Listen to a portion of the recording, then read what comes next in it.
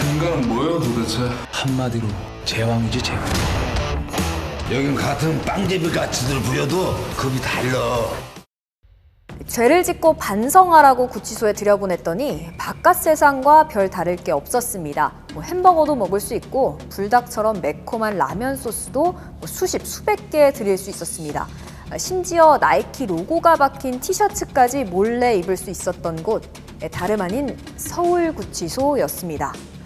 영화보다 더 영화 같은 실제 상황, 공소장을 통해 비로소 낱낱이 드러난 서울구치소 독방거래 전모를 자세하게 전해드립니다. 모든 건 정모교도관을 통해 이뤄졌습니다. 정교도관은 서울구치소에서 근무할 당시 몇몇 질 나쁜 조폭 출신 수용자들과 친분을 쌓았습니다. 심지어 수용자들이 출소한 다음에도 밖에서 종종 만나 밥을 먹을 정도였으니 꽤나 선 넘은 관계였던 거죠. 그렇게 친해진 조폭 수용자들은 구치소를 자기 집 드나들듯이 들락날락했고 나중엔 교도관이 조폭 수용자를 위해 각종 편의를 챙겨주는 매우 부적절한 관계로 이어진 겁니다. 각종 편의의 예를 들면 이런 겁니다. 신입 수용자들은 짧으면 2, 3일, 길면 일주일 정도 면담 절차 등을 거친 다음에 대부분 여러 사람이 함께 쓰는 혼거방에 배정이 됩니다. 그런데 정교도관은 혼자 방을 쓸 수 있는 독거방에 머물게 해달라라는 조폭 수용자 측근의 청탁을 받고 식사 접대 등 1,000만 원 넘는 뇌물을 받은 겁니다. 80얼마 정도 나왔던 걸로 기억을 하고요. 소고기 쪽으로 드셨으니까 선물 세트 관련한 걸 하나 사가셨어요. 이뿐만이 아닙니다. 다른 수용자와는 훨씬 더 본격적이고 지속적으로 청탁과 뇌물이 오갔는데요. 정교도관은 캄보디아 도박 사이트 총책으로 붙잡혀 들어온 조폭 수용자 남모 씨에게 나이키 반팔 티셔츠, 나이키 양말, 헬스낫이, 목폴라 긴팔, 언더아머 반팔 티셔츠, 햄버거, 불닭볶음면 소스, 라면 볶기 소스, 팔도 비빔면 소스 등등을 들여왔습니다. 교도관에 대한 구치소 보안 검색은 상대적으로 느슨하다는 점을 이용해서 무려 9차례에 걸쳐 29개 사제 물건들을 가방이나 외투에 숨겨 들어갔고요. 야간 순찰 근무 중에 남 씨 혼자 머무는 독거실로 가서 몰래 물건들을 전달했습니다. 과연 아무런 대가 없이 그랬겠습니까? 정교도관도 많이 받았습니다. 부산에서 호캉스 비용 78만 원을 대신 결제받기도 하고요.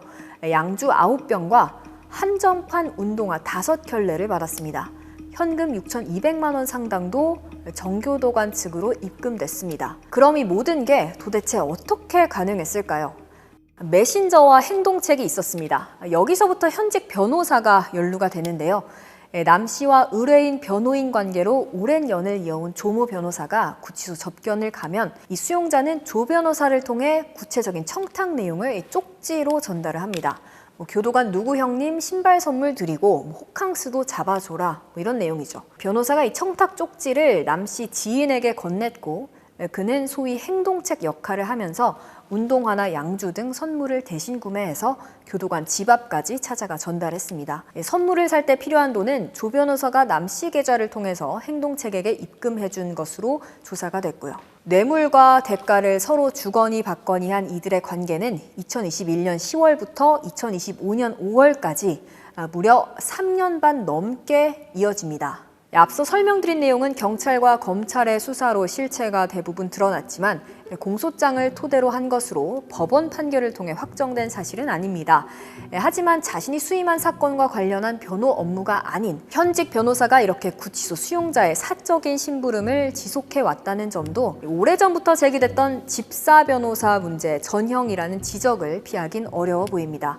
또 구치소 한복판에서 이런 비리가 버젓이 일어나는 동안 교정당국은 경찰이 압수수색을 위해 들이닥치는 그 순간까지도 전혀 알지 못했고 교도관 한 사람의 일탈이라며 선을 그었습니다. 저희는 올해 7월부터 서울구치소 독방거래 사건을 집요하게 추적하며 연속 보도해왔는데요. 최근 이 독방거래 관련자 모두 경찰과 검찰 수사를 거쳐 재판에 넘겨졌습니다.